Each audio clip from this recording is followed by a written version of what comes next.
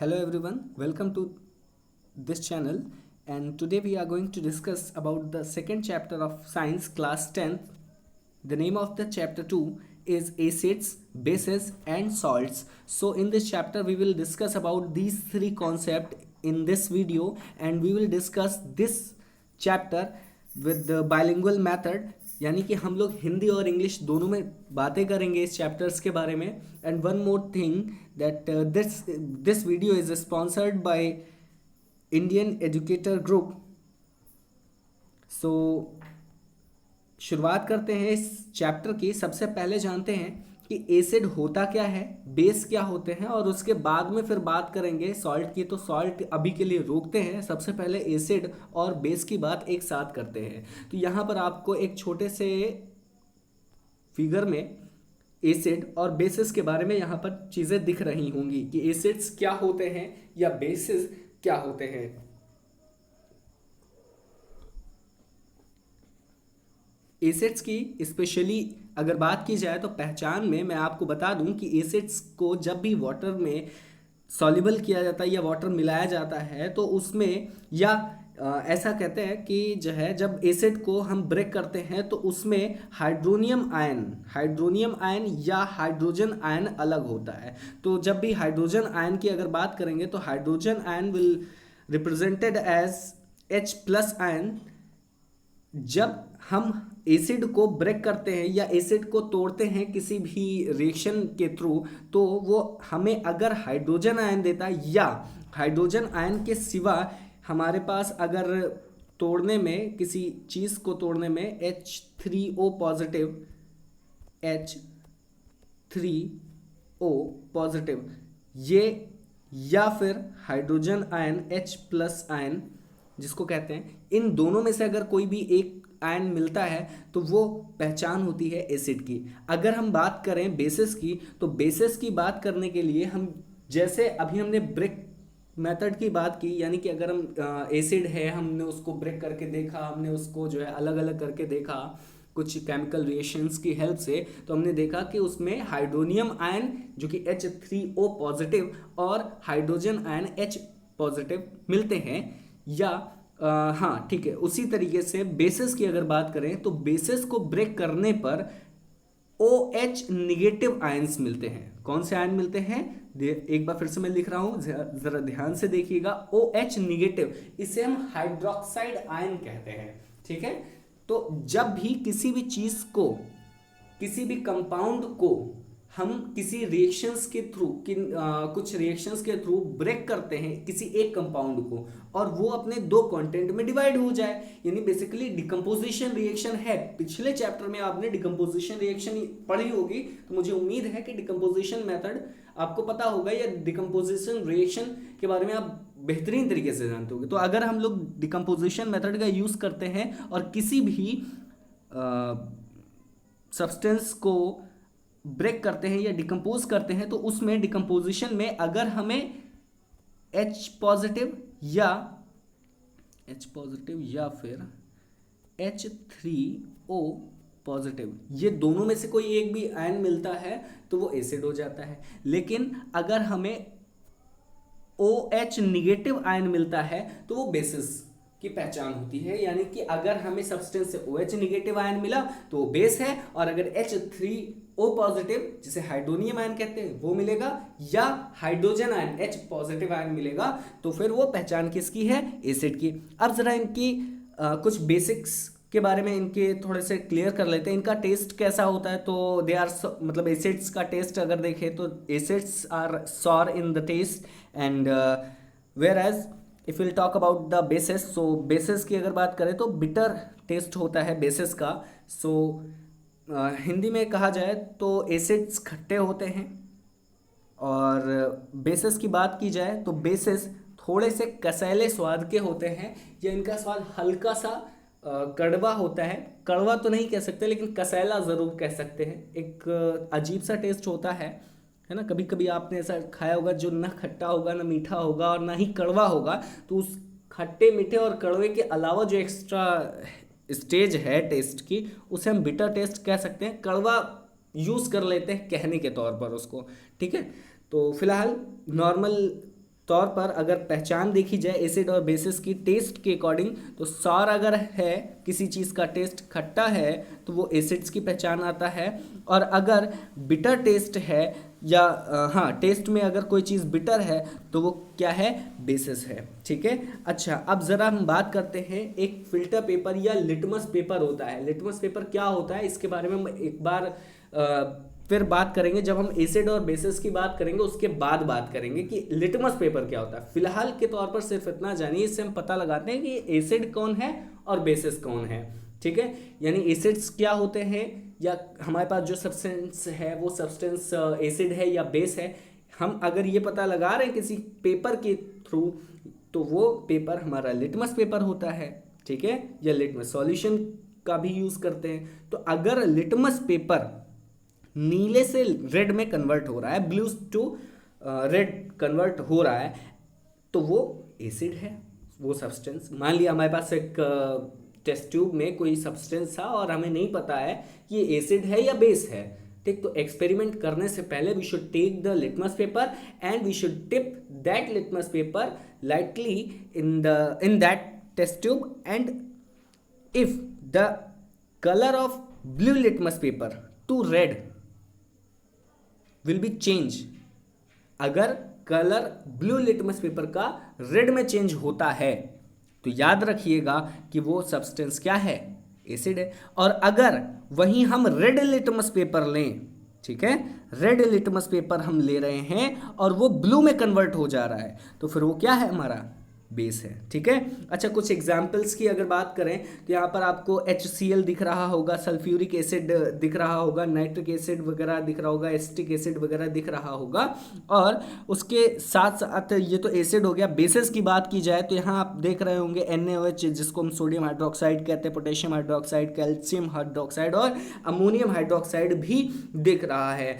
अब इनमें अगर हम ध्यान से देखें तो एक चीज़ कॉमन कही जा सकती है, जो अभी हम लोगों ने डेफिनेशन देखी, that acids have hydrogen ion और hydronium ion, and whereas bases have the hydroxide ions. So उस चीज़ को यहाँ पर हम लोग क्लियरली समझ लेते हैं एग्जाम्पल्स में। देखो, जिनमें H लिखा हुआ है ना, ये जिन पे टिक कर रहे हैं हम, H, सिंपली ये H इनकी एसिडिटी को इंक्रीज रखता है। ठीक है। और जिनमें OH दिख रहा है, यहाँ ध्यान से देखिए, सोडियम हाइड्रोक्साइड है, तो हाइड्रोक्साइड आयन होता है ना, आपको बताया गया डेफिनेशन में भी थोड़ी देर पहले। हाइड्रोक्साइड आयन कोई भी चीज़ अगर कंटेन कर रही है तो याद रखिएगा उसमें बेसिस की क्वालिटी ज़रूर होगी। ठीक है। यहाँ देखिए कैल्शियम हाइड्रोक्साइड, उसके नीचे हमारे पास सोडियम हाइड्रोक्साइड है ना, तो सोडियम हाइड्रोक्साइड में आपको यहाँ OH दिख रहा है। खैर, अब थोड़ी सी बात आगे करते हैं। मुझे उम्मीद है कि एसिड और बेसिस के बारे में आपको चीज़ें समझ में आ रही होंगी या आ गई होंगी। अब ज़रा हम आगे बढ़ते हैं, तो यहाँ पर कुछ नेचुरल एसिड्स के बारे में दिया गया है आपको, आपकी बुक में भी दिया गया होगा, पेज नंबर में जो है स्पेशली क्लियर कर दिया गया होगा कि किस चीज़ में क्या होता है। यहाँ हिंदी मीडियम वालों के लिए हम बता दें कि जो भी चीज़ें हैं इसमें आप जानते हैं कि ये क्या क्या है। ठीक, जैसे विनेगर है, तो विनेगर को हम क्या कहते हैं, तो विनेगर को हम सिरका कहते हैं।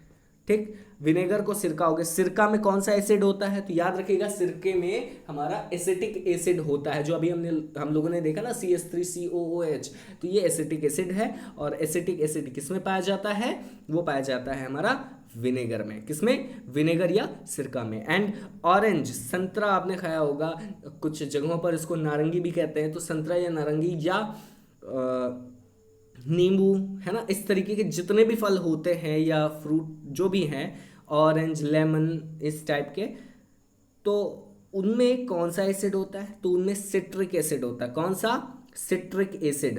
ठीक है। संतरा वगैरह में कौन सा एसिड होता है, तो सिट्रिक एसिड। आपकी पुस्तक में यह साफ तौर पर दिया गया होगा, सिट्रिक अम्ल, हिंदी में एसिड को अम्ल कहते हैं, अम्ल, सिट्रिक अम्ल। ठीक है।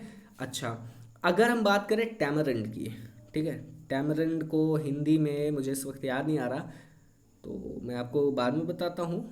ठीक, लेकिन आपको नेक्स्ट वीडियो में इसी मतलब चैप्टर के नेक्स्ट पार्ट में मैं आपको बताऊंगा कि टैमरिंड को क्या कहते हैं। इस वक्त मेरे दिमाग से उतर गया है, जहन में है लेकिन ज़बान पर नहीं है। So I will tell you what is the Hindi meaning of tamarind. लेकिन टैमरिंड में टार्ट्रिक एसिड पाया जाता है। और हाँ, अगर आपको ये वीडियो पसंद आए तो please hit the like button and share it to your friends. So tomato, अब भाई साहब देखो, टोमेटो में कौन सा एसिड होता है तो ये आप जानते ही हैं, ये यहाँ पर देख ही रहे हैं। टोमेटो की हिंदी भी आपको पता ही होगी, सॉर मिल्क यानी कि खट्टा दूध। खट्टा दूध बेसिकली एक स्टेज होती है जो दही से पहले की स्टेज होती है और दूध के बाद की स्टेज होती है, उसको हम खट्टा दूध कहते हैं, या बेसिकली हम दही कह सकते हैं। बगल में ब्रैकेट में लिखा भी आपको दिख रहा होगा कर्ड, ठीक है। तो उसमें कौन सा एसिड होता है तो उसमें लैक्टिक एसिड होता है, ठीक है। और ये लैक्टिक एसिड, या दूध जब फटने लगता है या ख़राब होने लगता है, ऐसा लोग कहते हैं ना कि दूध महक गया या दूध में स्मेल आ रही है खट्टी खट्टी, तो वो क्यों होती है, तो वो लैक्टोबैसिलस की वजह से होती है। फिलहाल तो कौन से एसिड रिस्पॉन्सिबल होता है सॉर मिल्क में, तो सॉर मिल्क के लिए या उस मिल्क में लैक्टिक एसिड होता है। कौन सा एसिड, लैक्टिक एसिड, ठीक। आंट एंड निटल स्टिंग, चींटी वगैरह के डंक में कौन सा, तो भाई साहब मेथेनोइक एसिड। कौन सा, मेथेनोइक एसिड। कौन सा, बोलिए मेथे किस में पाया जाता है, आंट एंड निटल स्टिंग, ठीक। किसी के भी डंक में बेसिकली, जैसे चींटी ने काट लिया हो तो आप उसको थोड़ा सा चाट कर देखेंगे तो बहुत बहुत ज़्यादा तो नहीं, क्योंकि चींटी छोटी सी होती है तो उसके डंक में भी उतना ज़्यादा अमाउंट में एसिड नहीं होता है, लेकिन हाँ आपको खट्टा सा महसूस ज़रूर होगा, ठीक। अच्छा, now we are moving to another thing. इसमें जो है वो क्या है, एसिड बेस इंडिकेटर्स, ठीक है। तो बेसिकली हम इंडिकेटर्स के नाम से ही इनको जानते हैं। अभी आपने थोड़ी देर पहले जब स्पेशलिटी देखी थी, है ना, यहाँ पर आपने अभी स्पेशलिटीज़ देखी थी ना, ये देखिए यहाँ पर कुछ लिटमस पेपर का जिक्र हुआ था, है ना। तो ये लिटमस पेपर का जो जिक्र हुआ था उसी लिटमस पेपर के बारे में ही हम लोग डिस्कस कर रहे हैं यहाँ पर, ठीक। तो एसिड बेस एंड सॉल्ट्स में हम लोग डिस्कशन कर रहे हैं। तो एसिड बेस सॉल्ट के बाद यहाँ जो हमारा मेन पॉइंट आता है वो आता है इंडिकेटर्स। हालांकि अगर आप सीबीएसई या एनसीईआरटी टर्म से पढ़ रहे हैं तो आपने ये सारी चीज़ें क्लास 6 में भी पढ़ी होंगी जो इस वक्त आप पढ़ रहे हैं, ठीक है। क्लास 6, 7th, 8th इनमें थोड़ी थोड़ी चीज़ें ये मिल गई होंगी, लेकिन एक बार फिर से ये थोड़ा सा आगे, इसमें ज़्यादा चेंज नहीं है, बहुत थोड़ा सा चेंज है, बहुत ज़्यादा चेंज नहीं है, ठीक। तो एसिड बेस इंडिकेटर्स क्या होते हैं, तो इंडिकेटर्स या indicate the presence of N acid और बेस इन अ सॉल्यूशन। किसी सॉल्यूशन में ये दिखाना, ये प्रदर्शित करने वाले तत्व कि वो एसिड है या बेस है, अम्ल है या क्षार है। यदि हमें किसी सॉल्यूशन का पता लगाना है कि वो अम्ल है या क्षार है तो ये किससे पता लगेगा, ये हमें पता लगेगा एसिड बेस इंडिकेटर्स से, या सिंपली हम इसको इंडिकेटर्स भी कह सकते हैं, ठीक है। सो यहाँ पर हमें कुछ इंडिकेटर्स के बारे में नीचे दिया भी गया है। पहला इंडिकेटर दिया है लिटमस सॉल्यूशन, ठीक। तो लिटमस सॉल्यूशन भी आता है और लिटमस पेपर भी आता है, ठीक। तो लिटमस सॉल्यूशन और लिटमस पेपर क्या है, बेसिकली वो एक इंडिकेटर है। यहाँ आपको लिखा हुआ भी मिलेगा, देखते हैं कि क्या लिखा हुआ है। It is a natural indicator, it is a purple dye extracted from lichens. Other examples are red cabbage and coloured petals of, ये क्या लिखा भैया, मुझे थोड़ा सा इसका प्रोनाउंसिएशन गड़बड़ हो रहा है। पेट्यूनिया शायद लिखा हुआ है, मुझे दिख नहीं रहा, क्यों नहीं दिख रहा, ब्लर क्यों दिख रहा है मुझे। ये मेरे हिसाब से पेट्यूनिया होना चाहिए, आगे पी गायब लग रहा है मुझे। ये मेरा स्क्रीन थोड़ा सा यहाँ पर चिटक गया है जिसकी वजह से मुझे यहाँ देखने में थोड़ा सा प्रॉब्लम हो रही है। खैर आप लोग देख लीजिएगा ये क्या लिखा हुआ है, मुझे थोड़ा सा सही से दिख नहीं रहा। एंड टर्मरिक, टर्मरिक का मतलब हल्दी होता ही है, ये तो आप जानते ही हैं, ठीक। तो अब समझते हैं कि ये क्या है। तो लिटमस सॉल्यूशन है नेचुरल इंडिकेटर, एक प्राकृतिक सूचक। इंडिकेटर को क्या कहते हैं, तो इंडिकेटर्स को हम कहते हैं सूचक। सूचक मतलब सूचना देने वाला। काहे की भैया, सूचना काहे की देंगे, तो सूचना हमको मिल रही किस चीज़ की, एसिड की और बेस की, एसिड की और बेस की, कि कौन सा एसिड है और कौन सा बेस, या हमारे पास जो चीज़ है वो एसिड है या बेस है। इस बात की सूचना हमें अगर मिल रही है किसी चीज़ से तो हमें समझ जाना चाहिए कि वो क्या है, वो है सूचक। ठीक, और उनमें से पहला और मोस्ट फेवरेबल जो है या मोस्ट फेमस इंडिकेटर की बात की जाए तो उनमें से हमारा जो नेचुरल अब देखिए ये नेचुरल भी होता है और मैन मेड भी होता है। ठीक है, यानी प्राकृतिक भी होता है और कृत्रिम भी होता है। तो प्राकृतिक जो हमारे क्या बोलते हैं सूचक होते हैं, है ना, प्राकृतिक सूचक, उन प्राकृतिक सूचकों में हमारा सब जो सबसे बेहतरीन सा क्या बोलते हैं सूचक है, वो बेहतरीन सूचक सबसे ज़्यादा पूछा जाने वाला सबसे ज़्यादा फेमस सूचक जो है वो लिटमस विलेन होता है। ठीक, या लिटमस सॉल्यूशन होता है, और साथ ही साथ लिटमस पेपर भी होता है। इसके अलावा लिटमस पेपर तो हम लोग बनाते हैं, खैर इसके अलावा जो है वो रेड कैबेज, लाल बंद गोभी या लाल पत्ता गोभी इसको कह सकते हैं, और रेड पेटल्स ऑफ दिस, क्या लिखा है खैर आप देखिएगा, है ना, एंड टर्मरिक मतलब हल्दी। अब ये भाई कैसे मान ले, भाई हम क्यों माने कि हमने बता दिया तो आप मान ले कि ये टर्मरिक होता है, तो भाई साहब ऐसा हम बिल्कुल नहीं कहते कि हमने कह दिया या बुक ने लिख दिया या किसी टीचर ने आपको बता दिया तब आप उसकी बातें मान लीजिए, कतई नहीं, बिल्कुल नहीं। साइंस ऐसा कहती ही नहीं है। ठीक, तो साइंस क्या कहती है, साइंस ये कहती है भाई साहब पहले करो, देखो, फिर यकीन करो। ठीक है, वो कहते हैं ना पहले इस्तेमाल करो फिर विश्वास करो, घड़ी डिटर्जेंट वाले, है ना, तो उसी बेसिस पर हम लोग बात करते हैं। अगर आप लोगों के घर में आज कोई हल्दी वाला आइटम, फूड आइटम बना हो तो हल्का सा इधर उधर देख करके अपने कपड़े पर उसको थोड़ा सा लगाइएगा, ऐसी जगह ज़्यादा मत लगाइएगा, नहीं तो मम्मी बहुत पिटाई करेगी, है ना, या बहुत चिल्लाएगी, मम्मी कसम से बता रहे हैं साफ़ नहीं होते जल्दी इससे, हैं, और गंदी बात है, वैसे करना नहीं चाहिए। ख़राब कपड़े पर अगर आप इसको थोड़ा सा एक ड्रॉप डिप कर देते हैं या ख़राब कपड़े पर थोड़ा सा डाल देते हैं तो हल्दी के उस दाग पर जब हम साफ़ करेंगे किसी डिटर्जेंट से, तो डिटर्जेंट सोप से साफ़ करने पर जिस एरिया में वो दाग पड़ा होगा उस एरिया का colour yellow to red convert हो जाएगा। ठीक है, येलो टू रेड कन्वर्ट हो जाएगा। और येलो टू रेड अगर हमारा डिटर्जेंट कन्वर्ट होता है या डिटर्जेंट से ये जो जितने एरिया में दाग लगा हुआ है येलो कलर का, पीले रंग का, तो ये रेड में कन्वर्ट हुआ, इसका मतलब क्या है कि जो हमने डिटर्जेंट यूज़ किया वो बेस है। क्या है, बेस है। बेसिकली वो क्या है, साधारणतया वह क्षार है। ठीक है, अब हम बात करते हैं ऑल फैक्टरी इंडिकेटर्स की। सो ऑल फैक्टरी इंडिकेटर्स क्या होते हैं या what is all factory indicators, या तो हम लोग कह सकते हैं it shows order changes in acidic और बेसिक मीडियम या मीडिया, एग्जाम्पल ग्रेशिया, अनियन और क्लोव। ठीक है, लौंग और प्याज की गंध में ऑल फैक्टरी क्या होता है, जो देखो ऑल फैक्टरी जहां पे आएगा ना वहां पे आपको समझना चाहिए कि हमें स्मेल से संबंधित चीजें होती हैं।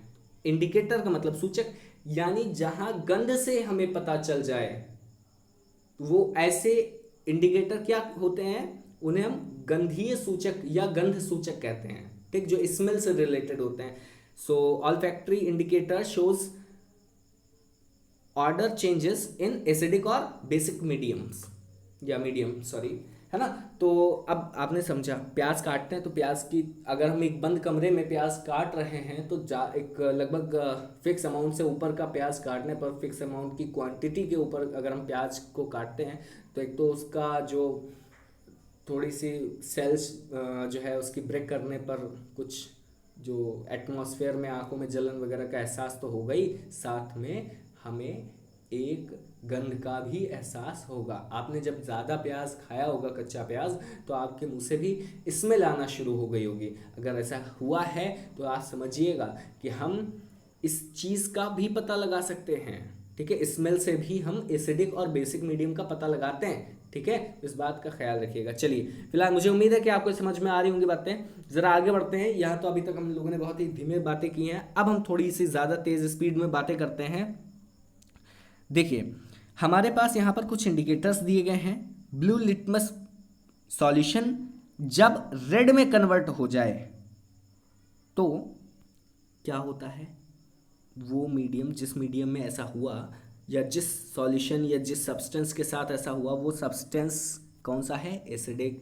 अगर इसमें कोई चेंज ना हो तो वो क्या है, बेस है। अगर वही रेड लिटमस पेपर ब्लू में कन्वर्ट हो रहा है तो वो क्या हो जाएगा, रेड लिटमस पेपर अगर ब्लू में कन्वर्ट होता है तो वो बेस है।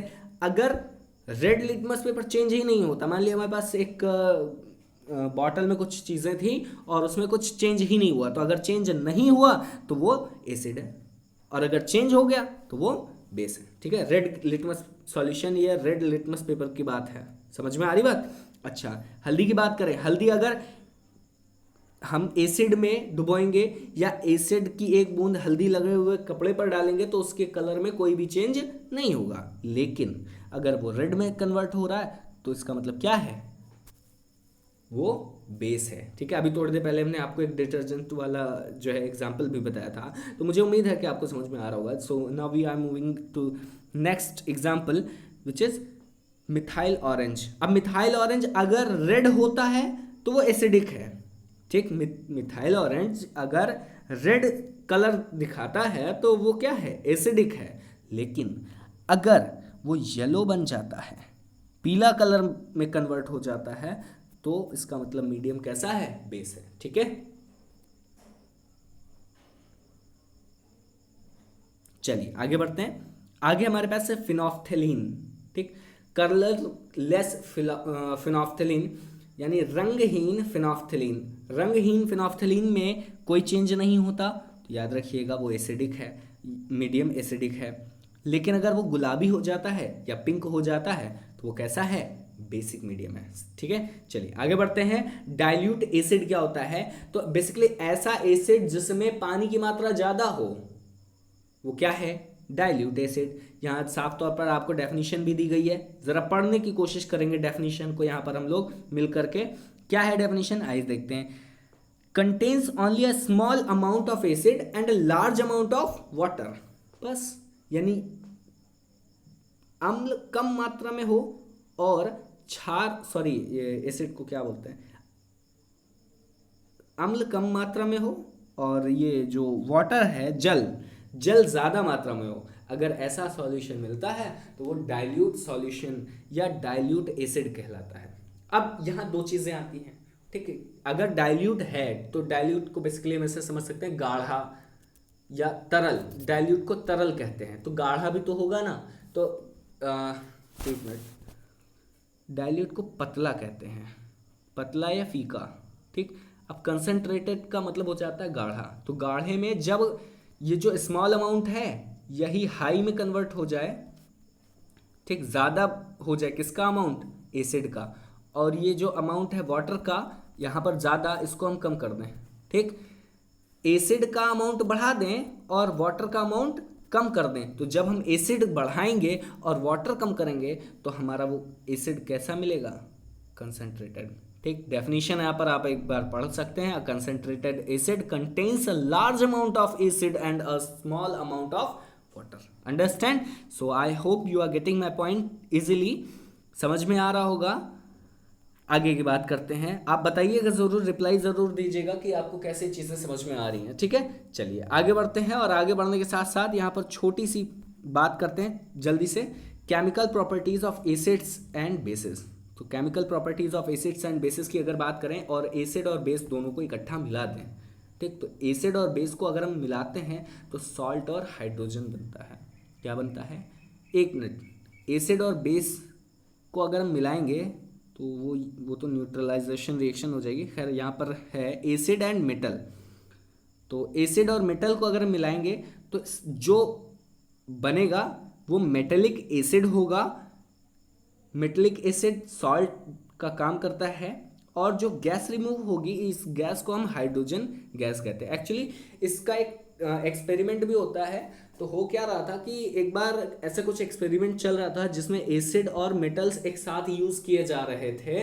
तो उसमें हो ये रहा था कि गैस जो निकल रही थी वो गैस एक पास में रखी हुई मोमबत्ती के पास जैसे पहुंचती, मोमबत्ती एक येलो फ्लेम के साथ और पॉप साउंड के साथ जो है पुक से एकदम कहते हैं ना, ऐसे जैसे कोका कोला वगैरह खोला होगा आप लोगों ने तो एक बहुत सी पॉप साउंड आता है, तो प्यारा सा सुनने में अच्छा साउंड लगता है ना, तो वो सुनाई देता है। और उसके साथ वो येलो फ्लेम आगे बढ़ती थी और ऊपर जब तक जहाँ तक उसको हाइड्रोजन मिलती थी वहाँ तक जा करके फिर वो एंड हो जाती थी, ख़त्म हो जाती थी और मोमबत्ती या जो कैंडल होती थी वो बुझ जाती थी। उसी के बाद से इसका जो एक एक्सपेरिमेंट है वह शायद आपको दिया भी हो, ये एक्टिविटी देख लीजिएगा जो यहाँ पर लिखी हुई है, refer activity 2.3 on page number 19 of NCERT book, है ना।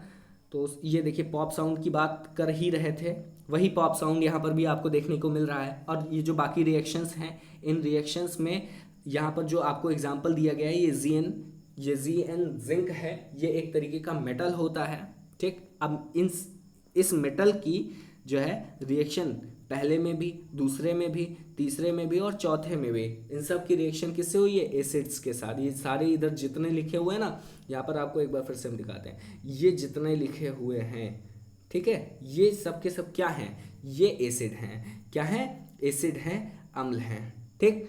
अच्छा, पहला है हाइड्रोक्लोरिक, दूसरा है हाइड्रोनियम आयन, नहीं जो है ये अरे इसको क्या बोलते हैं, H2SO4, ये हाइड्रोक्स अरे सॉरी सल्फ्यूरिक एसिड है और ये एसिटिक एसिड है, ठीक।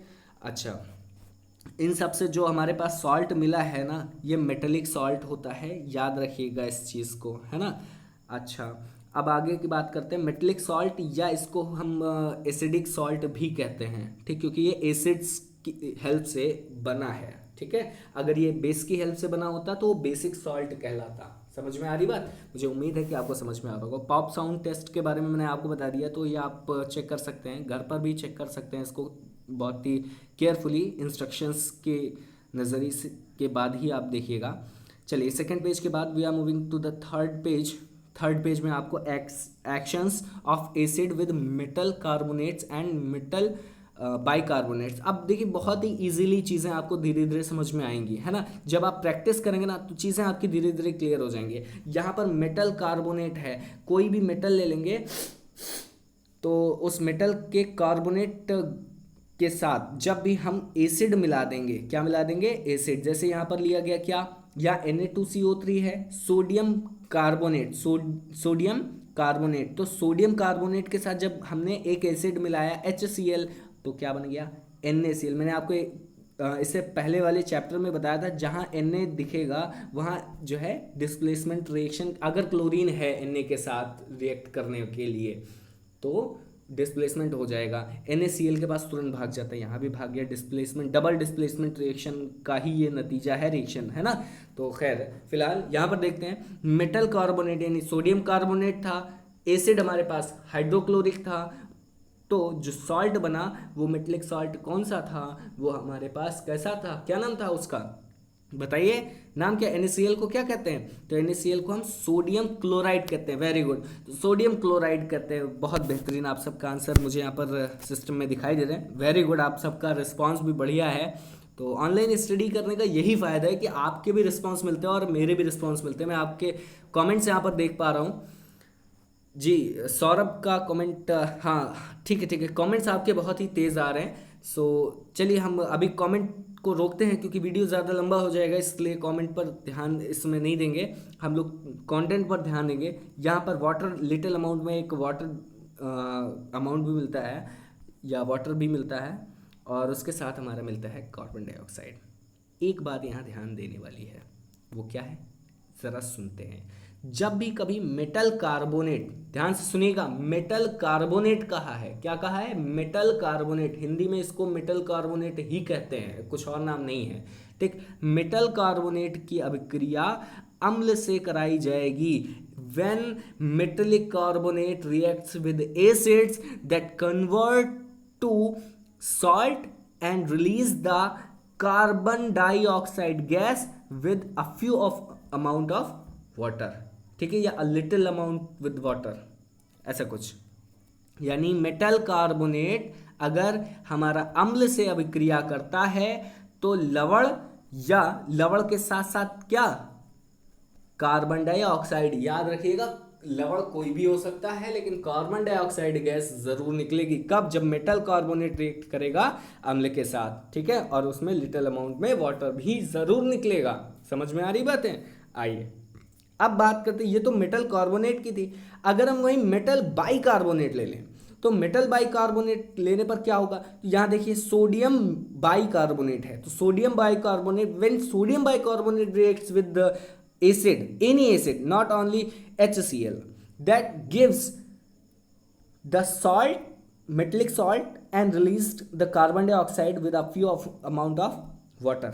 ठीक, चलिए इसकी जगह जैसे यहाँ पर आपको HCl दिया गया ना, हम HCl नहीं लेते हैं। HCl की जगह हम मान लिया हमने ले लिया H2SO4। तो H2SO4 अगर हम लेते हैं तो क्या मिलेगा?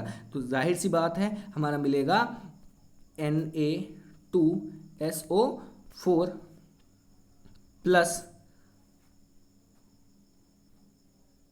Na2SO4 plus CO2 plus H2O। ठीक है, ये मिलेगा हमारा। ठीक, when NaHCO3 reacts with sulfuric acid that gives us a metallic salt with carbon dioxide and also a few amount of water. ठीक है, अच्छा भैया आगे बढ़ें। अब लाइम वाटर टेस्ट की बात आती है। लाइम वाटर टेस्ट क्या है? तो याद रखिएगा चूने का पानी, ठीक है, इसे चूने के पानी का परीक्षण कहते हैं, या चूना पानी परीक्षण भी ऐसा कुछ कहते हैं। आप बुक देखिएगा तो ज़्यादा क्लियर हो जाएगा। तो लाइम वाटर टेस्ट में क्या होता है? इसमें बेसिकली हम चूने के पानी पर यानी लाइम वाटर पर कार्बन डाइऑक्साइड गैस गुजार देते हैं। तो जब हम कार्बन डाइऑक्साइड गैस गुजार देते हैं किस पर? लाइम वाटर पर, तो हमारे पास क्या बनता है? Metallic carbonate.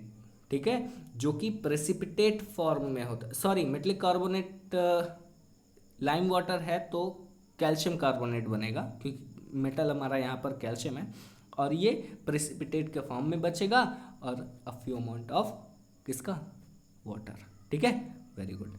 तो जब भी हम कार्बन डाइऑक्साइड को इस चूने के पानी पर गुजारते हैं, मान लिया हमने चूने का पानी इकट्ठा कर रखा है, उसके ऊपर हमने कार्बन डाइऑक्साइड थोड़ी सी हवा कर दी, फूंक मार दी, मान लिया कार्बन डाइऑक्साइड की ही, तो प्योर कार्बन डाइऑक्साइड अगर गुजरती है लाइम वाटर से, तो हमारा क्या मिलता है? कैल्शियम कार्बोनेट और वाटर। ठीक है, कैल्शियम कार्बोनेट किस फॉर्म में मिलता है? तो वाइट प्रेसिपिटेट के फॉर्म में मिलता है।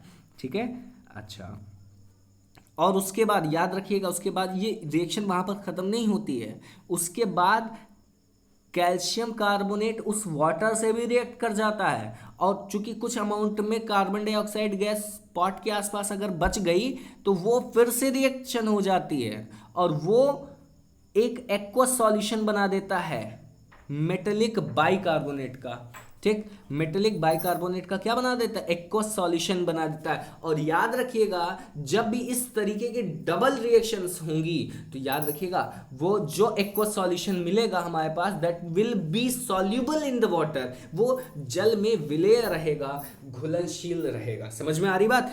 अच्छा, आज के लिए हम इन चीज़ों को यहीं पर रोकते हैं। कल से हम बात करेंगे न्यूट्रलाइजेशन रिएक्शन के बारे में और बाकी के अदर चीज़ों के बारे में। ठीक है, हम लोग लगभग 2.5 पेज कवर किया हुआ है आज इस चैप्टर को, यानी कि अ फ्यू ऑफ अमाउंट आज बहुत कम हम लोगों ने डिस्कस किया। खैर, कल हम लोग क्वांटिटी बढ़ाएंगे डिस्कस करने की। फिलहाल अभी के लिए आपको करना क्या है? अभी के लिए इन सारी चीज़ों को रिकॉल करना है। चीज़ें नहीं समझ में कोई बात नहीं है, आप उनको एक बार इस वीडियो को फिर से देख सकते हैं। And this video also will be uploaded on YouTube. और इस वीडियो को मुझे उम्मीद है कि जब ये यूट्यूब पर अपलोड हो जाएगा तो आप लोग इसको देखेंगे। वहाँ भी जो है आपके अगर कोई फ्रेंड्स हो जो मान लिया हमारी पेड क्लास नहीं अटेंड कर सकते हैं, तो वहाँ पर इसको जा कर के वो देख सकते हैं। हालांकि हमारी सारी क्लासेस जो यहाँ पर एक्सप्लेन होती हैं, केवल ये चैप्टर्स के ही वीडियो जाएंगे। जो डिस्कशन राउंड या जो क्वेश्चनिंग राउंड होता है, ये जो आपके क्वेश्चन और हमारे आंसर्स का जो एक अलग क्लास होता है, वो क्लास जो हम लोग यहाँ पर संडे और सैटरडे में अटेंड करते हैं, वो ये वीडियो वहाँ पर एप्लीकेबल नहीं होगा। बाकी जो चैप्टर के या नोट्स का एक्सप्लेनेशन होगा, वीडियोस केवल उसी से रिलेटेड आपको यूट्यूब पर मिलेंगे।